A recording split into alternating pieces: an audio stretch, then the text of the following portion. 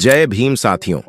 मुझे पता है कि आप लोग बाबा साहब अंबेडकर के बारे में काफी कुछ जानते और समझते भी हैं, लेकिन बाबा साहब के जीवन के कुछ ऐसे पल भी हैं जो इतिहास में आज भी दबे पड़े हैं। उनको आज भी बहुत से लोग नहीं जानते। आज की इस खास वीडियो में मैं इसी के बारे में चर्चा करने वाला हूं, तो कृपया करके इस वीडियो को अंत तक जरूर देखें। और हाँ, हमारे अंबेडकर साहेब जी यूट्यूब चैनल को भी सब्सक्राइब कर ले, क्योंकि इस चैनल पर मैं सिर्फ बाबा साहेब अंबेडकर के जीवन से जुड़ी छोटी बड़ी सभी जानकारी लेकर आता रहता हूं। तो चलिए शुरू करते हैं इस वीडियो को। जब हम भारत के संविधान को अपने हाथों में लेते हैं, क्या हमें केवल कागज पर लिखे शब्दों की एक किताब दिखाई देती है? क्या आपने कभी सोचा कि इस किताब की स्याही में सिर्फ कानून नहीं, बल्कि किसी की टूटी उम्मीदें, किसी की सूनी आंखें और हर पन्ने पर रोके गए आंसुओं की चुप्पी छिपी है? हमने इसे संविधान का नाम दिया, पर यह किसी के अधूरे सपनों का दस्तावेज था। हमने इसे कानून कहा, पर यह उस इंसान की भूख, अकेलापन और भीतर से टूटा हुआ मन था जो इसका गवाह था। वह इंसान थे डॉक्टर भीमराव आंबेडकर। लोग कहते हैं कि बाबा साहेब ने संविधान लिखा, पर क्या बात इतनी ही सरल है? नहीं। उन्होंने सिर्फ एक दस्तावेज नहीं रचा, उन्होंने एक सपना बुना। एक ऐसा सपना जो 40 करोड़ दबे कुचले, अपमानित, भूखे, बेघर और तिरस्कृत लोगों ने अपनी आंखों में संजोया था। एक ऐसा सपना जिसे देखने का हक भी उनसे छीन लिया गया था। बाबा साहेब अकेले थे। उनके पास न समाज का सम्मान था, न ही वह समर्थन जो एक संविधान निर्माता को मिलना चाहिए था। लेकिन उनके पास था एक टूटा हुआ दिल, एक डगमगाती सांस और वे सपने जिन्हें न कोई सभा देख पा रही थी, न कोई सत्ता। बाबा साहेब जानते थे कि संविधान बनाना आसान नहीं होगा। यह सिर्फ एक दस्तावेज नहीं था, यह एक अधूरी क्रांति थी। इसे पूरा करने के लिए उन्हें हर रात भूखे सोना पड़ा, हर दिन सभा में अपमान सहना पड़ा, हर पंक्ति लिखते समय आंसुओं को रोकना पड़ा। जब सारी दुनिया सो रही होती थी, बाबा साहेब संविधान लिख रहे होते थे। उनकी कलम की स्याही में सिर्फ शब्द नहीं, उनके सूखे आंसुओं का पानी घुला था। आज जब कोई इस किताब को देखता है, उसके लिए यह शायद सिर्फ एक पुस्तक है, लेकिन जो इसे महसूस करना चाहे वह पाएगा कि हर पन्ना किसी बेबस आत्मा की चीख है, हर अनुच्छेद किसी भूखे बच्चे की पुकार है, हर धारा किसी असहाय मां का आंचल है, हर पंक्ति किसी दलित की टूटी हड्डी से निकली सिसकी है। यह सिर्फ संविधान नहीं, यह बाबा साहेब का खून, पसीना और आंसू हैं। आइए मैं आपको वह कहानी सुनाता हूं जो किताब के पन्नों में कम, बाबा साहेब की आंखों में ज्यादा लिखी गई है। एक ऐसी कहानी जो काले शब्दों से नहीं, लाल आंसुओं से रची गई है। दोस्तों, 1947 का साल था। पूरा भारत आजादी के जश्न में डूबा था। गांवों की गलियों से लेकर शहरों की सड़कों तक हर तरफ एक ही नारा गूंज रहा था, वंदे मातरम। लोग नाच रहे थे, आंखों में खुशी के आंसू थे। मंदिरों में घंटियां बज रही थीं, मस्जिदों में अजान की आवाज गूंज रही थी। किसी के हाथ में तिरंगा था तो कोई अपने बच्चों को गोद में उठाकर कह रहा था, बेटा अब हम गुलाम नहीं हैं। लेकिन इस उमंग की भीड़ में एक चेहरा ऐसा था जो मुस्कुरा नहीं रहा था। वह चेहरा जिसकी आंखें कहीं दूर देख रही थीं। उसके मन में आजादी का जश्न नहीं, बल्कि एक सवाल था। वह चेहरा था डॉक्टर भीमराव आंबेडकर का। उनकी आंखों में उत्साह नहीं था, क्योंकि उन्होंने साफ देख लिया था, भारत सिर्फ अंग्रेजों से आजाद हुआ है, पर जाति की जंजीरें अभी भी जकड़ी हुई हैं। अभी भी उनका समाज का बच्चा स्कूल जाएगा तो उसे अलग बैठाया जाएगा। अभी भी प्यास लगने पर कोई उसे कुएं से पानी नहीं लेने देगा। मंदिरों के दरवाजे अभी भी बंद हैं। अछूत शब्द अभी भी हवा में गूंज रहा है। लोगों की नजरें अभी भी उनकी कौम को इंसान नहीं मानती। बाबा साहेब ने मन ही मन कहा, आज जो लोग जश्न मना रहे हैं, उन्हें नहीं पता कि आधा भारत अभी भी गुलाम है। आजादी आई है, पर बराबरी नहीं। उस दिन जब सारा भारत उल्लास में डूबा था, बाबा साहेब अकेले अपनी किताबों में सिर झुकाए बैठे थे। उनके मन में एक ही सवाल गूंज रहा था, क्या हम सचमुच आजाद हुए हैं, या सिर्फ सत्ता बदली है? क्योंकि समाज अभी भी जंजीरों में जकड़ा था। बाबा साहेब ने आंखें बंद कीं और धीरे से कहा, मुझे संविधान बनाना है।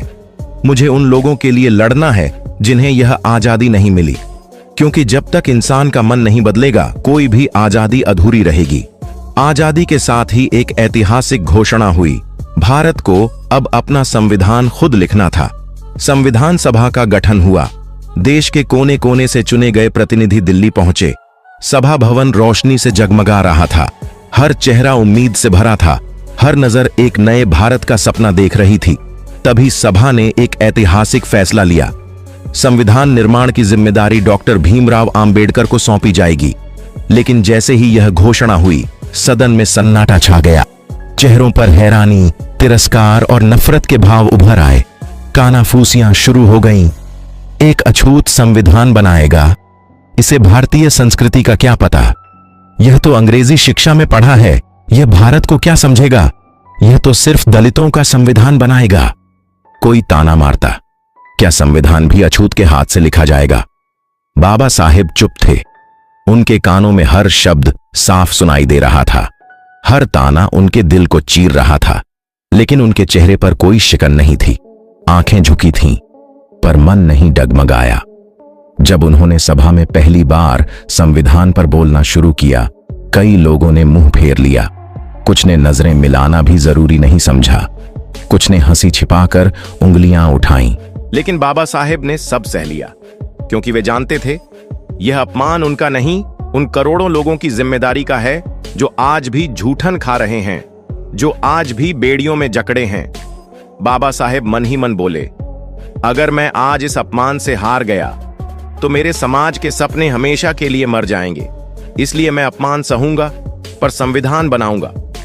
सभा में वे अकेले थे, बाहर से शांत पर भीतर एक ज्वाला बन चुके थे। उसी दिन बाबा साहेब ने ठान लिया, अब मैं सिर्फ संविधान नहीं लिखूंगा, मैं एक सपना लिखूंगा। एक ऐसा सपना जिसमें भारत का हर गली, हर मजदूर, हर महिला, हर गरीब बराबरी से जी सके।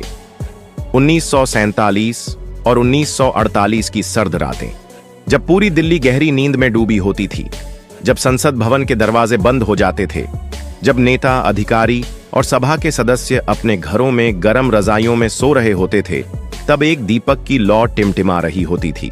एक छोटा सा कमरा, टेबल पर बिखरे कागज, दीपक के सामने झुका हुआ एक अकेला इंसान, डॉक्टर भीमराव आंबेडकर। वे संविधान लिख रहे थे, लेकिन यह सिर्फ संविधान नहीं था, यह उनकी रातों की भूख थी, उनके समाज का अपमान था और उनकी आत्मा से किया गया एक वादा था। रात के 2, 3, कभी 4 बज जाते, पर बाबा साहेब की कलम नहीं रुकती थी। आंखों में नींद नहीं, चेहरे पर चिंता की लकीरें थीं। मन में एक ही सवाल, क्या यह संविधान उन लोगों की तकदीर बदल पाएगा जो आज भी खेतों में देरी पहनकर काम कर रहे हैं? कभी कभी पूरी संविधान सभा बैठक में नहीं आती। बाबा साहेब अकेले खाली कुर्सियों के सामने बैठते।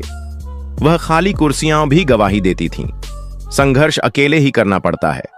कभी देर रात थककर बाबा साहेब कुर्सी पर ही सिर झुका लेते। न रजाई थी, न बिस्तर, सिर्फ टेबल और कागजों का ढेर। कभी भूख लगी तो पानी से पेट भर लिया। कभी आंसू आए तो पहुंचने का भी वक्त नहीं मिला। कभी खुद से कहा, मुझे संविधान लिखना है, मुझे उम्मीद लिखनी है, मुझे एक सपना लिखना है जो मेरी कौम को इंसान बना सके। उनके लिए संविधान सिर्फ कागज नहीं था, यह उन दलितों की हड्डियों से निकली थी जो सदियों से दबे हुए थे। यह उन बच्चों का सपना था जिन्हें स्कूल में बैठने की जगह नहीं मिलती थी। यह उन माँओं की पुकार थी जो अपने बच्चों को अपमानित होते देखकर भी कुछ न कर पाती थीं। बाबा साहेब की कलम से निकला हर शब्द कानून से ज्यादा दर्द था। संविधान की हर पंक्ति उनके आंसुओं से भीगी थी। पर वे जानते थे, अगर मैं आज रुक गया तो मेरे जैसे करोड़ों लोग हमेशा के लिए झुक जाएंगे। इसलिए बाबा साहेब ने लिखना जारी रखा, चुपचाप, अकेले, अपमान और अभिमान के बीच खड़े होकर। जब संविधान का प्रारूप सभा में प्रस्तुत किया गया, पूरा सदन भरा हुआ था। नेता, अधिकारी, पत्रकार सब मौजूद थे। आज भारत के संविधान पर बहस होनी थी। बाबा साहेब अपनी जगह चुपचाप बैठे थे। उनके हाथों में वह दस्तावेज था जिसमें उनकी रातों की भूख, उनकी थकी आंखें और अपमान की सिली हुई चीखें थीं। तभी एक सदस्य खड़ा हुआ। सभागार में सन्नाटा छा गया। उसने उंगली उठाकर कहा, आंबेडकर, तुम्हें संविधान लिखने का हक किसने दिया? तुम्हें तो सिर्फ अपनी जाति की चिंता है। हमारी संस्कृति, हमारे धर्म को तुम क्या जानो? कोई बोला, एक अछूत हमारे भारत को कैसे बनाएगा? कोई हंसते हुए ताना मार रहा था, क्या तुम हमें कानून सिखाओगे? पूरा सभागार एक पल के लिए नहीं, बल्कि वर्षों से दबी नफरत को बाहर निकाल रहा था। ताने, उपहास और तिरस्कार की बौछार। बाबा साहेब की आंखें उठीं। उन्होंने देखा, ये वही लोग थे जिनके लिए उन्होंने संविधान लिखा। यही लोग नफरत भरी नजरों से उन्हें घूर रहे थे। उनकी आंखों में गहरा दर्द उतर आया, हाथ कांपने लगे। वे कुर्सी पर बैठे बैठे ही भीतर से बिखर गए, पर बाहर से शांत, एक पत्थर की तरह, एक बर्फ की तरह। आंसू नहीं निकले, क्योंकि आंसू तो बहुत पहले सूख चुके थे। फिर सभा की चुप्पी को तोड़ते हुए बाबा साहेब ने धीरे से कहा, मैंने इस संविधान में सिर्फ एक जाति, एक समाज का सपना नहीं भरा। मैंने इस देश के हर मजदूर, हर स्त्री, हर दलित, हर शोषित का सपना लिखा है। मैं नहीं चाहता कि कोई भी इंसान अपने ही देश में पराया महसूस करे। सभा फिर भी खामोश रही, लेकिन बाबा साहेब का मन खुद से कह रहा था, तुम मुझे गिरा नहीं सकते। मैं हार नहीं मानूंगा, मैं जीतूंगा नहीं, क्योंकि मेरा झुकना उन करोड़ों लोगों के सपनों का मर जाना होगा जिनकी आंखों में मैंने रोशनी देखी है। सभा में तानों की आवाज गूंज रही थी, पर बाबा साहेब ने सुनना बंद कर दिया। अब उनके कानों में सिर्फ एक ही आवाज थी, लिखना है। वह सपना लिखना है जिसे देखकर एक दिन यह सभा भी सिर झुकाएगी। संविधान निर्माण का समय था। संसद भवन की गलियों में सन्नाटा पसरा था। कुछ घंटे पहले सभा में लोग ताने और अपमान बरसा रहे थे। अब चारों ओर खामोशी थी। बाबा साहेब उन गलियों में धीरे धीरे टहल रहे थे। दीवारों पर लगी रोशनी भी मध्यम लग रही थी। उनके कदम लड़खड़ा रहे थे। चेहरे पर थकान साफ थी। न सिर्फ शरीर, उनकी आत्मा भी थक चुकी थी। कभी कभी वे दीवार के पास रुकते, हाथ दीवार पर रखकर गहरी सांस लेते और फिर आगे बढ़ जाते। फिर एक अंधेरे कोने में रुककर आंखें बंद करके खुद से बोले, बहुत हो गया, मैंने बहुत सह लिया। आज सभा में फिर वही तिरस्कार, वही अपमान। क्या मैं सचमुच इसके लायक हूं? क्या मैं इस संविधान को पूरा कर पाऊंगा? बाबा साहेब की आंखें भर आईं, हाथ कांपने लगे। उन्होंने एक पल के लिए आंखें बंद कीं। सामने मां का चेहरा आया, वह कुआं जिसके पानी से उन्हें भगा दिया गया था, वह मास्टर जो उन्हें दूर से पढ़ाता था, स्कूल के बच्चों की हंसी, उनकी मां के आंसू, सब एक साथ सामने आ गया। फिर बाबा साहेब ने खुद से कहा, क्या मैं इसके लिए ही जिया हूं? क्या इसके लिए मैंने इतना कुछ सहा? क्या इसके लिए मेरे समाज ने सदियों तक जहर पिया? अचानक उनके भीतर से एक क्रांति फूट पड़ी। बाबा साहेब ने आंसुओं को पोंछते हुए दीवार से पीठ टिकाकर कहा, नहीं, मैं हार नहीं मानूंगा, मैं रुकूंगा नहीं।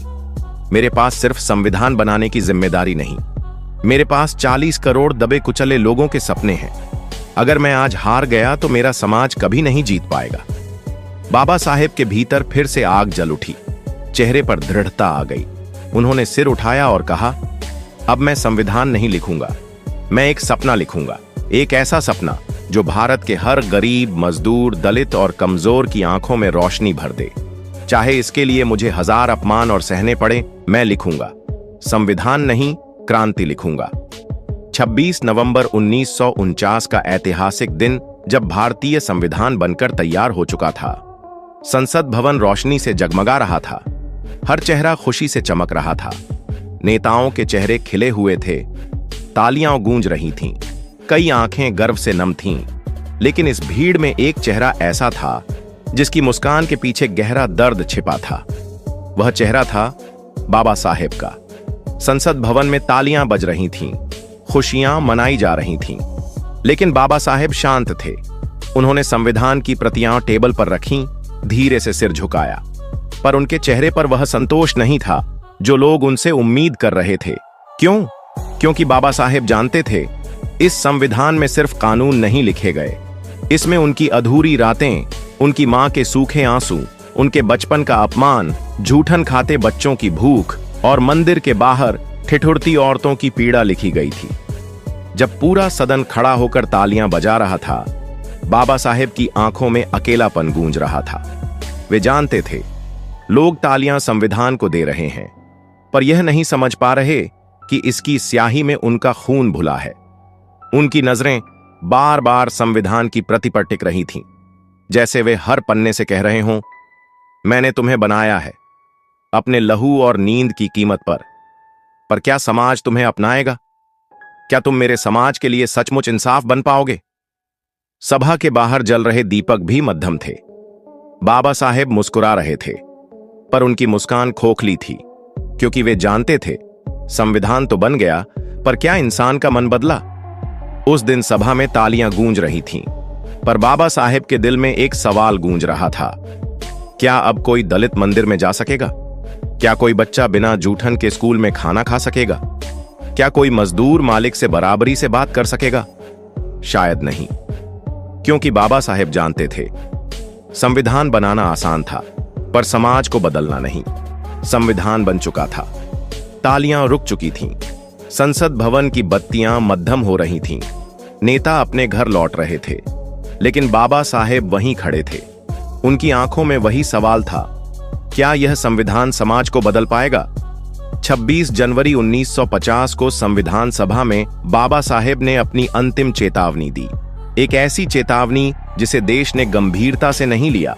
वे बोले, हमने इस संविधान में हर वह सपना लिखा है जो वर्षों से भारत का गरीब, दलित, मजदूर और स्त्रियां देखते आए हैं। पर याद रखिए, अगर समाज नहीं बदला, अगर इंसान का मन नहीं बदला, अगर ऊंच नीच, जात पात, छुआछूत आपकी सोच में बनी रही, तो यह संविधान कितना भी अच्छा हो, कागज का ढेर बनकर रह जाएगा। उनकी आवाज भारी थी, क्योंकि वे जानते थे संविधान तो बन गया, पर जिस समाज के लिए बना वह इसे पूरी तरह अपनाने को तैयार नहीं है। उन्होंने आगे कहा, संविधान का असली इम्तिहान आज नहीं है, यह तब होगा जब एक दलित मंदिर में प्रवेश करेगा, जब एक स्त्री अपने अधिकार मांगेगी, जब एक मजदूर अपने हक की बात करेगा, तब इस संविधान की असली परीक्षा होगी। सभा चुप थी, शायद कुछ चेहरों को समझ आ रहा था, पर बहुतों के लिए यह चेतावनी सुनकर भी अनसुनी थी। बाबा साहेब की आंखों में उनके समाज का चेहरा था, उन बच्चों की भूख, उन माओं की बेबसी, उन बूढ़ों की टूटी कमर जो संविधान तक खींच लाई थी। बाबा साहेब धीरे से बोले, मैंने जो सपना देखा है उसे पूरा करना अब तुम सबका काम है, वरना यह किताब सिर्फ किताब बनकर रह जाएगी। आज भी जब कोई मजदूर, दलित, स्त्री या गरीब अपने अधिकार के लिए लड़ता है, संविधान के पन्नों से बाबा साहेब की आवाज गूंजती है, डरो मत, तुम्हारा हक लिखा जा चुका है। मैंने तुम्हारे लिए संविधान में सब लिख दिया है, रुकना मत, संघर्ष करते रहो। सभा खाली हो चुकी थी, कुर्सियां, दीवारें और संविधान की पांडुलिपियां गवाही दे रही थीं। बाबा साहेब चले गए, पर उनका सपना अधूरा रह गया। सवाल आज भी वही है, क्या हम उस क्रांति को पूरा कर पाए? क्या हम बाबा साहेब की अधूरी नींद उन्हें लौटा पाए?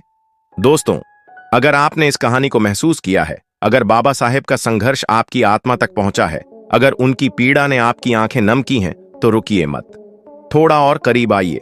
यह मंच सिर्फ एक मंच नहीं, ये उन अधूरी कहानियों का घर है जो किताबों में कम, दिलों में ज्यादा धड़कती है। यह वह आवाज है जो बाबा साहेब के टूटे सपनों को पूरा करने का सपना देखती है। यह वह दीपक है जो अंधेरे में भी संविधान, समता और न्याय की लौ जलाए रखता है।